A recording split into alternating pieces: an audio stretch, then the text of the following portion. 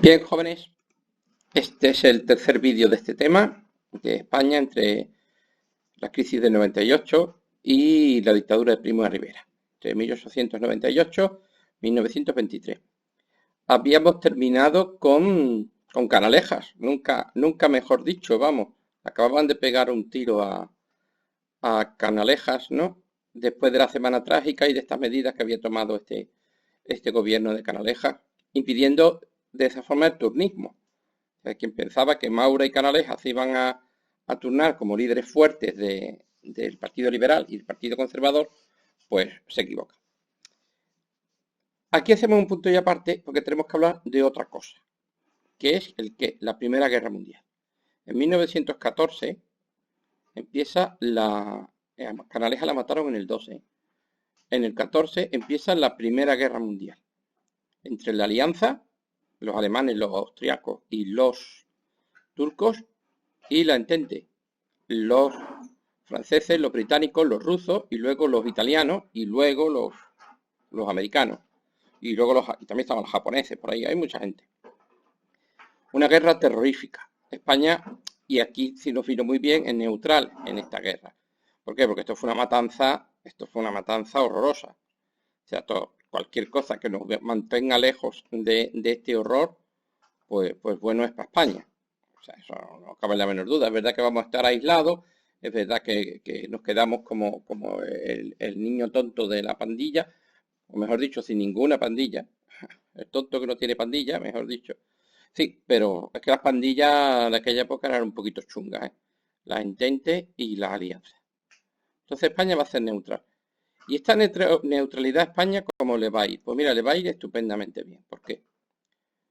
Aparte de que no vamos a tener unos cuantos millones de muertos, que los habríamos tenido, por una razón.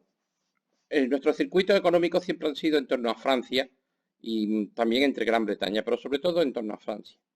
Y Francia en la Primera Guerra Mundial lo está pasando canutas. Los alemanes la están acorralando. El lema de Francia es on ne passe pas, no se pasa. O sea, que Francia tiene bastante con conseguir detener a los alemanes, con sobrevivir, vamos.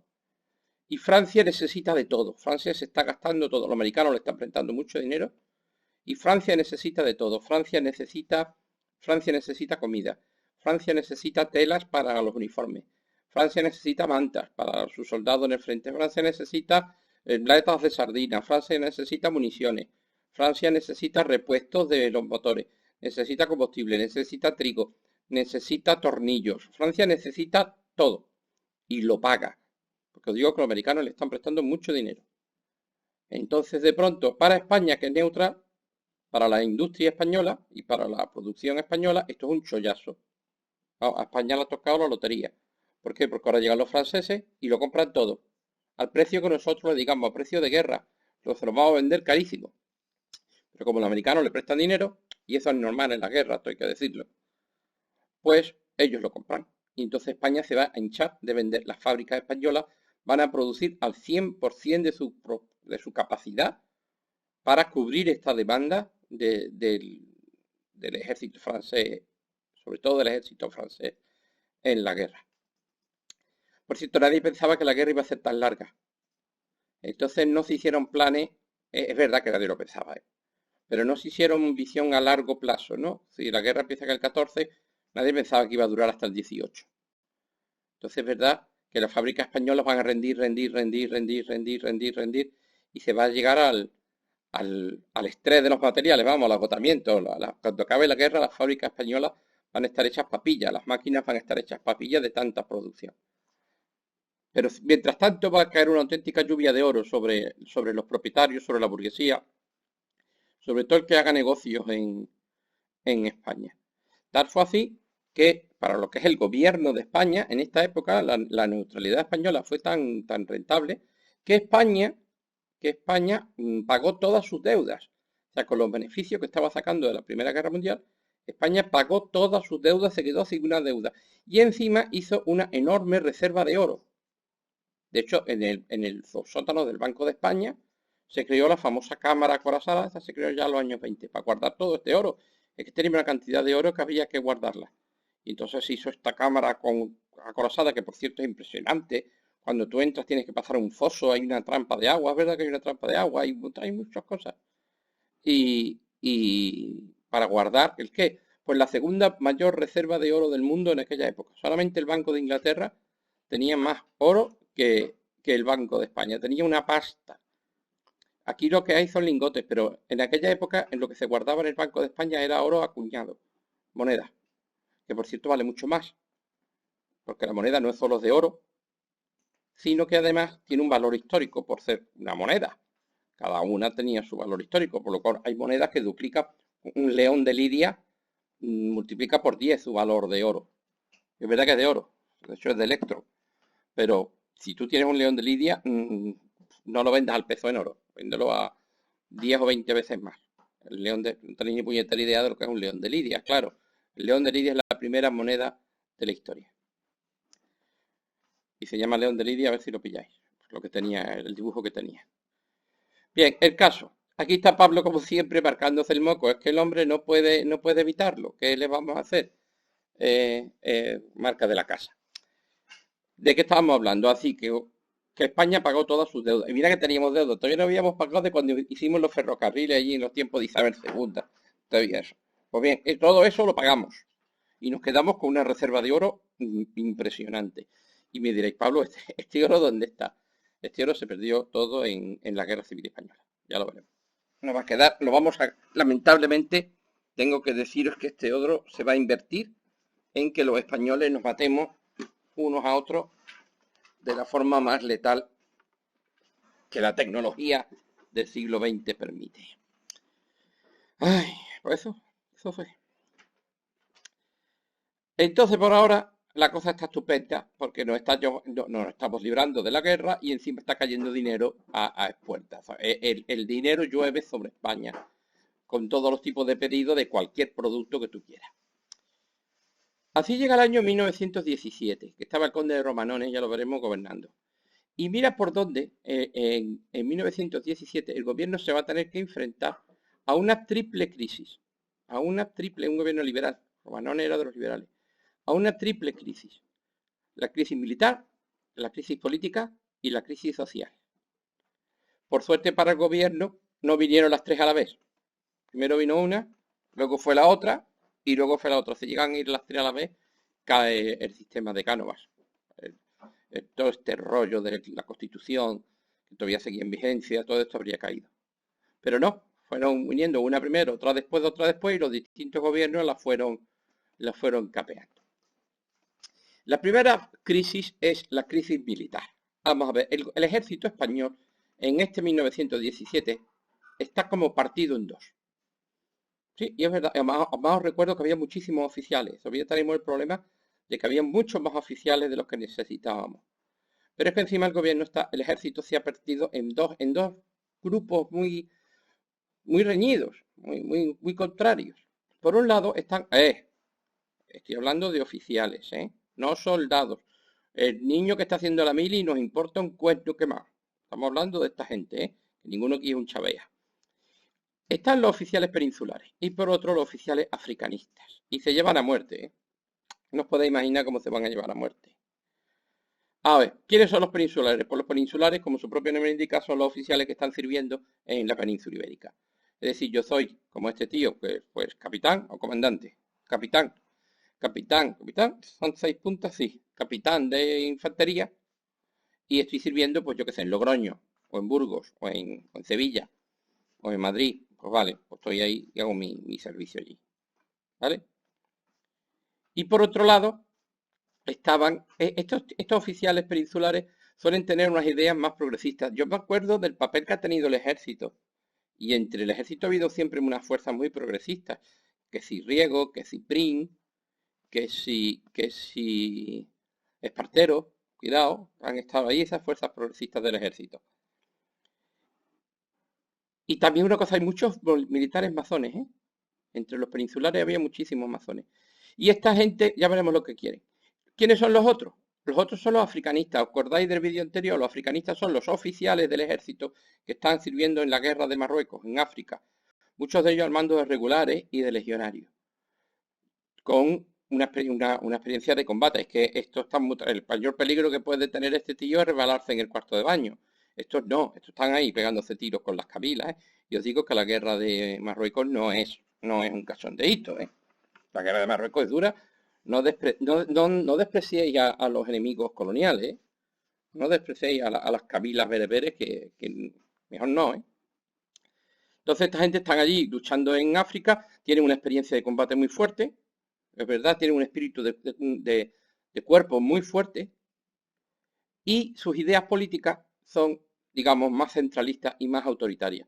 Entre otras cosas, por ejemplo, en los grupos de masones no admiten oficiales africanistas. O sea, si tú quieres ser masón y ser como muchos militares son masones, pero eres militar africanista, no te dejan. Por ejemplo, a Franco. Franco quiso ser masón y no le dejaron entrar porque era militar africanista.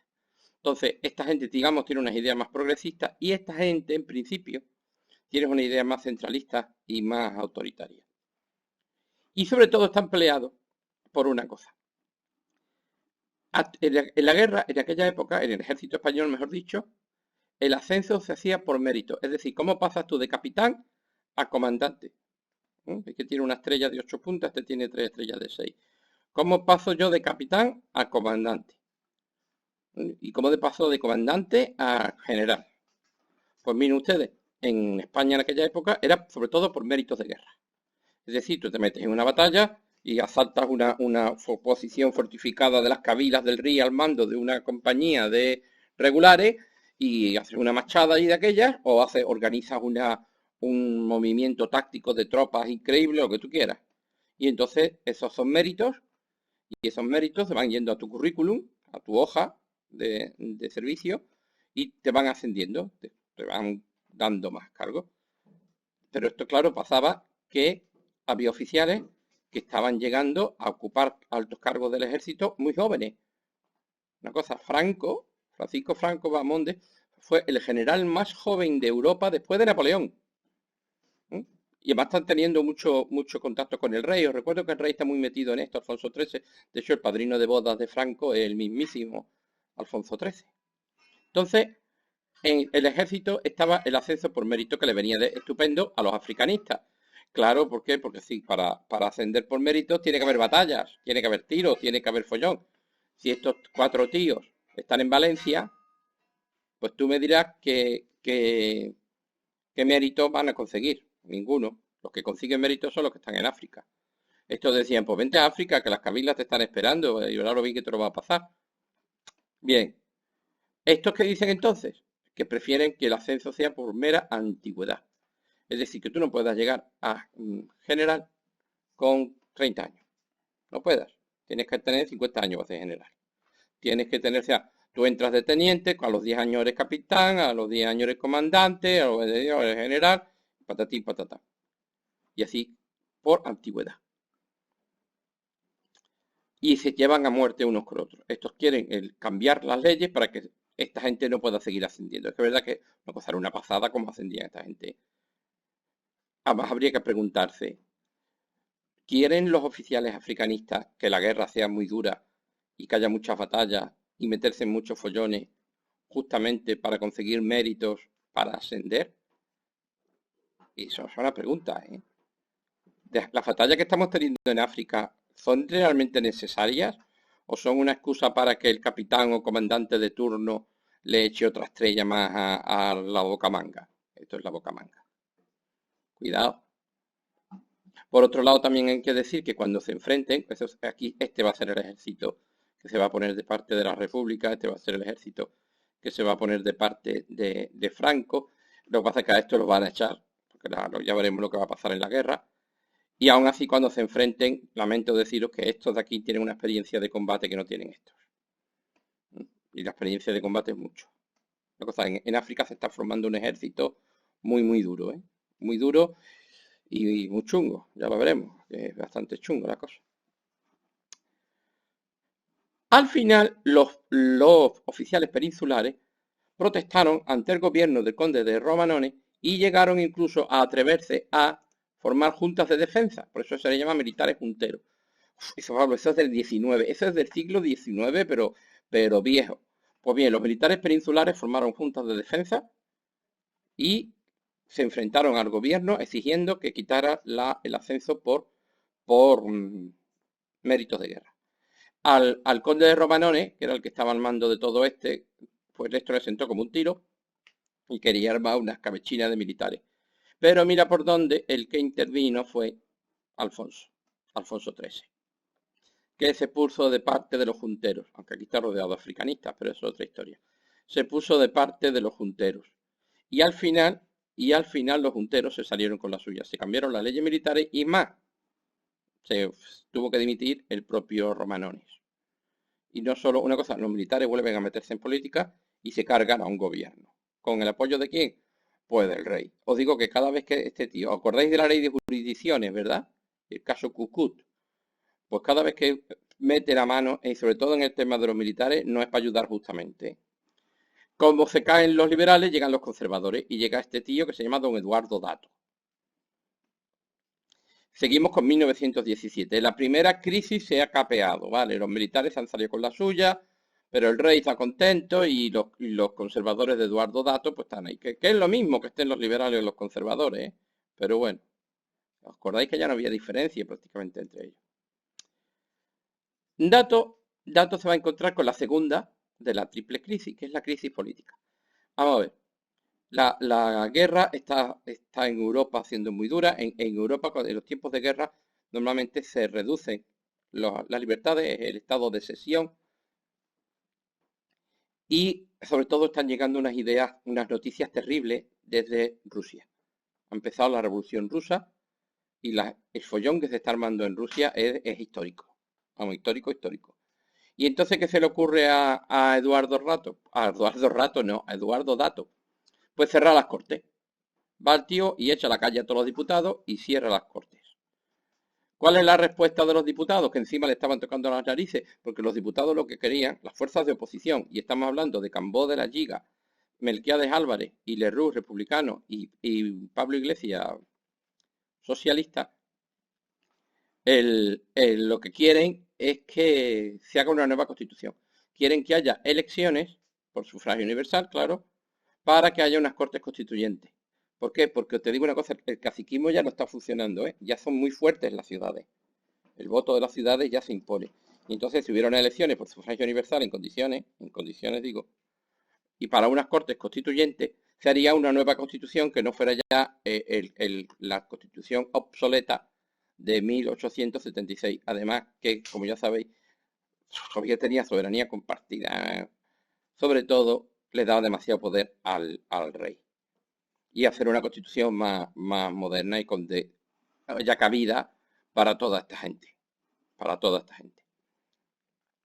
Como las cortes estaban cerradas, pues empezando por Cambó, se reúnen los diputados catalanes, hacen unas cortes alternativas en Barcelona. Pues si nos cierran las cortes, pues nos vamos al Palacio de la Ciudadela, a la Ciudadela, a un edificio grande que hay allí. Ahora hay un parque. Allí. Y nos reunimos. Ahora se reúne allí las cortes, el Parlamento catalán.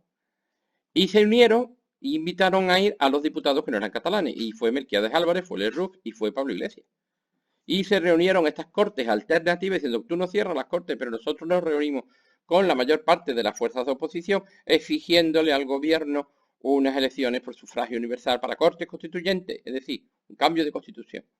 Y de hecho le pidieron ayuda a los militares junteros, recordando que muchos eran masones y recordando el carácter progresista que históricamente habían tenido los militares.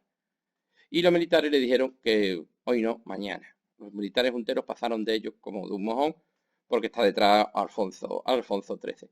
Por lo cual esta gente pues les va a dar el sol por un colado. Al final la crisis se terminaron disolviendo las cortes porque no fueron a ninguna parte. Así que Eduardo Dato pues se la salió muy bien. Era muy culebra el tío y consiguió escaquearse. Así que está contento Eduardo Dato. Mira la carita que ponía. Pero luego le vino la tercera de las triples crisis, y es la crisis social, que menos mal que no coincidió con la otra. Menos mal que no coincidió menos mal para él, claro. Menos mal para él, digo. A ver, os explico. España es neutral, y la neutralidad os he explicado que es un gran negocio. Pero eso tiene un problema, que España tiene precios de guerra. Os he dicho que a los franceses se les vende todo carísimo, ¿verdad? O sea, llegan los franceses y necesitan alimentar a sus soldados y dicen, compramos las latas de sardinas, compramos los botes de leche condensada, compramos de todo, compramos las mantas, compramos la tela para la ropa, compramos todo, al precio al que les dé la gana venderlo. Los americanos nos prestan dinero, así que lo pagan. Pero ¿qué pasa? Que los precios están subiendo muchísimo. Claro, estamos pagando precios de guerra sin estar en guerra. Y claro, hay un problema. La burguesía está ganando mucho dinero, el Estado está ganando mucho dinero, pero no están subiendo los salarios, es decir, los sueldos de los trabajadores no suben. Y puede ocurrir una paradoja, que para España económicamente la neutralidad en la Primera Guerra Mundial sea un chollo. En España está lloviendo dinero literalmente, pero los trabajadores son más pobres. ¿Por qué? Porque cobran el mismo sueldo para comprar unas cosas que están más caras. O sea, que cuando yo voy a comprar una manta para mi niño, para que no pase frío en invierno, me la encuentro que vale el triple de lo que tenía que valer. Pero es que mi sueldo no ha subido el triple. Entonces las condiciones de los trabajadores son peores y además están llegando unas noticias de Rusia, de la Revolución Rusa, ¿eh? Entonces, pero vamos, que más que la Revolución Rusa, el problema es que no se contó que están subiendo los sueldos, coño, pues sube también los salarios un poquito, hijo. Subir los salarios, Romano, don Eduardo, dile que yo vamos a subir, pues no, se lo zurza.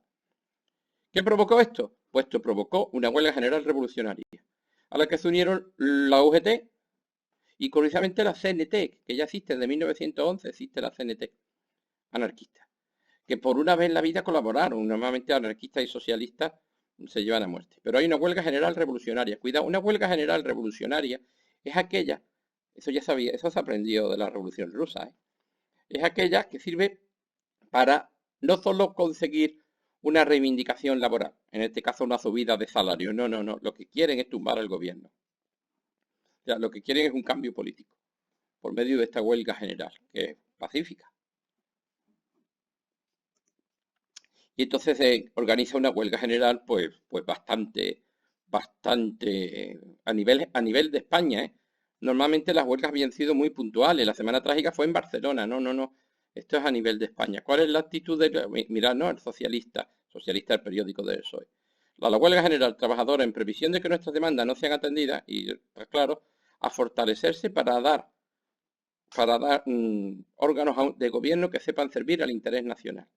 Es decir, como no nos van a escuchar, porque ya os digo que no, pues vamos a hacer una huelga que cree un gobierno nuevo. Cree un gobierno nuevo que sí que nos escuche. ¿Cuál fue la respuesta de don Eduardo Dato? Pues el estado de guerra. Eso lo habían aprendido en la Semana Trágica. Eso lo han aprendido en la Semana Trágica. El ejército. El ejército como fuerza represiva. Los mismos junteros de antes. Ahora se van a unir al gobierno para machacar la huelga. Oye, estamos hablando de muertos, ¿eh? Muertos, pero muertos por toda España, ¿eh? Vamos, fue una represión muy dura, ¿eh? Fue una huelga muy dura, muy bien organizada, muy potente, y la represión también fue muy dura. Con esto acabamos la triple crisis revolucionaria del 17. Primero la militar, luego la política y luego la social, que fueron una primero, no fueron a la vez. Claro, después del 17 llega el 18. Y el 18, 1918, a finales de 1918, pero bueno, la guerra mundial termina. La guerra mundial termina. Es decir, que ese chollo económico que hemos tenido, pues se va a acabar. O sea, España, la economía española ha estado dopada y ahora pues se va a acabar. Ya los franceses no necesitan comprarnos de nada. Y por cierto, todo el material industrial de España está destrozado, porque ha estado funcionando 4 años sin una reinversión de capital. Ha estado funcionando 4 años al 100% y están hechos polvo, ¿no? La verdad que España necesita una renovación industrial profunda. Y además hay una crisis económica. O sea, en el mundo, estos primeros años, entre 1920 y 1922, hay un coletazo de crisis económica. porque es el parón, ¿no? Esa economía de guerra que ha estado funcionando al 100% y de pronto el parón tan fuerte que viene. Además, en las noticias que llegan de Alemania y de Rusia no son muy buenas para la burguesía, ¿eh? Las banderas rojas en las ciudades alemanas, ¿no? En todas las ciudades alemanas. A estos años del 19 al 21, desde que acaba la guerra hasta el 21, ya veremos lo que pasa el 21, se le llama el trienio bolchevique. El nombre es un poquito teatral, ¿eh? El nombre es un poquito teatral, pero a mí me gustan, ¿eh? A mí me gustan estos nombres teatrales porque son muy mnemotécnicos, son fáciles de recordar. Hay otro muy chulo que es la Primavera Trágica, la primavera de 1936. Quedan un poquito teatrales, pero a mí me gusta. Lo que pasa es que ya para hablar del trienio bolchevique, este follón que va a haber en España en estos años, del 19 al 21, follón social gordo, vamos a hacer otro vídeo porque llevamos ya 25 minutos y esto ya va siendo muy largo. Bueno, pues nos vemos en el siguiente vídeo, jóvenes.